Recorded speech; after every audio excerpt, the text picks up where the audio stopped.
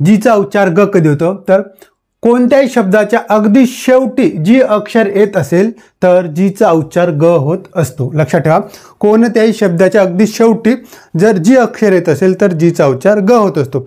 जसं बघा आपला पहिला शब्द आहे गँग, आपण अगोदरच्या उदाहरणात पण याचा उल्लेख केला होता गँग।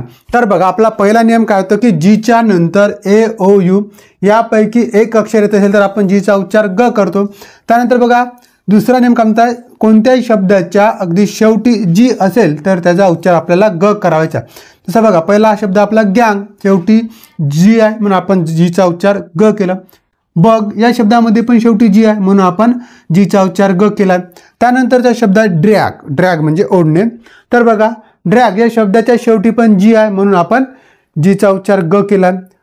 त्यानंतर शब्द आहे डॉग, डॉग म्हणजे कुत्रा, तर या शब्दाच्या शेवटी पण बघा जी आहे म्हणून जीचा उच्चार आपण ग केला। तर बघा आपला इंग्लिश वाचन हे प्रभावीपणे व्हायला पाहिजे असे आपल्याला वाटत असेल तर आपले नियम थोडक्यात लक्षात ठेवायचे आहेत। तर तुमच्या पुढे मी एक चार्ट दिलाय बघा, हे चार्ट तुम्ही व्यवस्थित लिहून ठेवले तरी बघा तुम्हाला हे नियम पाठ करण्याची आवश्यकता नाही। हे चार्ट तुम्ही एकदा लिहून ठेवले आणि व्यवस्थित पाठ केले तरी तुम्हाला सर्व काही लक्षात राहील।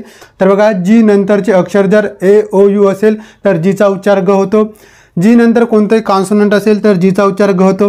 शब्दाच्या शेवटी जर जी असेल तर जीचा उच्चार ग होतो आणि जी नंतर ई आय वाय असेल तर जीचा उच्चार ज होत असतो।